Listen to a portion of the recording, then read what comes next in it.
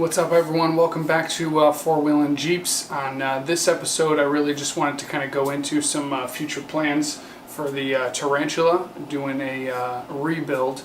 Wanting to kind of touch, a little bit on where I'm currently sitting, and then kind of future goals. So right now, behind me, you'll see I have a 2005 Jeep Wrangler Rubicon.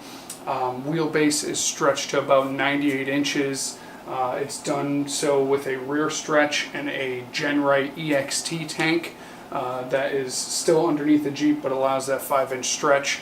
Running 35 Pro Comp MT2s with Raceline Monster beadlocks. Also have basically coil and shock setup with a Fox 2.0 remote reservoir shock currently. Both my axles are the stock Rubicon axles, the 44s, built up quite a bit though. The rear is a custom 4-link. I have ARB locker, a TNT truss, along with some chromoly shafts as well. In the front, it is also an ARB locker in the front, chromoly shafts. I have a Vanco big brake kit, hydro assist. Custom 3-link setup. Really runs great where I'm at right now. I've had a lot of fun with this thing, especially on on 35s. Been able to conquer some really fun stuff. Really where I'm looking to go is kind of where you'll see sitting in the corner here. Going with the big boys. Going to slap these babies on there. These are 40 by 13 and a half, 17-inch rim. These are Pro Comp MT2s. Had an awesome deal on them right at the end of the year here. And basically the plan is to swap out the axles. Going to be doing a Super 70 out of a 2005 Chevy 3500 van. Already has disc brakes. Going to be in the back running an Eaton E-Locker. Switching it up. Love the ARBs. Had no issues with it. But I've heard some really good things about the Eaton E-Locker. I wanted to give that a try. Also kind of, I've heard some things where people have had issues with the airlines kind of popping out. While I've not had any of those issues, just kind of want to eliminate that with the, the bigger tires and future wheeling in store. Don't want to have any issues. For the front, a friend of mine in the Jeep Club that I belong to, Northeast Jeep, up here in Connecticut and Massachusetts area, has a rare 1979 Ford Dana 60. It's a Snowfighter Dana 60 with kingpin high pinion 60 with a kingpin knuckles. Going to be throwing that in the front. Likely do a Detroit gears right now on 35s. I'm running 488s. Moving up to the 40s, going to be going to probably a 538.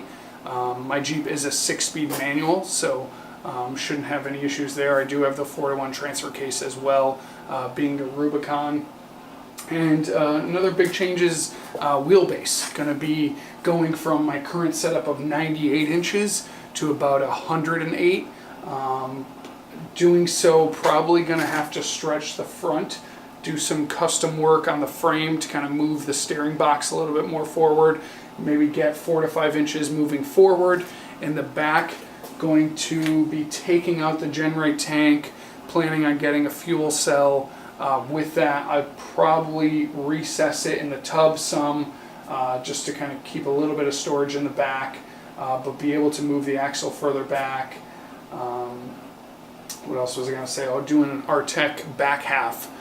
So going to basically, what that does is you kind of chop off the rear of the frame right about here. That Artec kit kind of brings that frame inward more, so you have a little bit more room. Going to be going to an ORI strut, so like an air shock.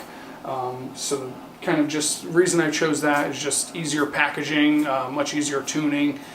Really just dry this on the street and some wheeling. Don't need anything for high speed. I know coilovers are fantastic. I'm just kind of fearful of having to tune them and swapping springs and just a lot of that work that I personally don't want. So I've read a lot of really good things about the ORIs, and that's kind of the route I'm going to go. probably a 14-inch travel front and rear, and with the wheelbase to boot. I am going to have to modify my tire carrier.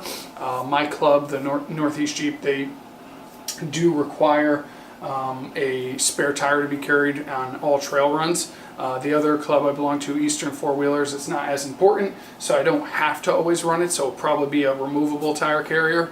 But I do want to be able to put that back there, but I don't want to throw it in the back of the Jeep because I do want to be able to keep the back seat for, when I'm driving around with the kids or anything of that nature. So that's kind of the idea behind the fuel cell, kind of recessing it, so I kind of still kind of keep the minimal storage space I have for tools and things of that nature.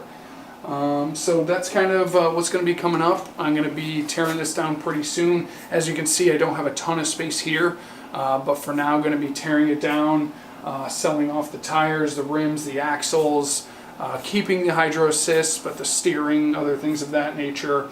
We'll be going over to a high steer setup, keeping the hydro assist as I mentioned, but going to be breaking it down. Then got to bring it over to a friend's house. He's has a lot more space, ton of amazing tools. Also, brings a very unique skill set to really help me with this build. He'll be able to do my gears and a lot of the custom work that I don't necessarily have the skill for, but he's definitely going to give me a hand with that. So look forward to those episodes coming up, and can't wait to show you guys what's next for my Tarantula.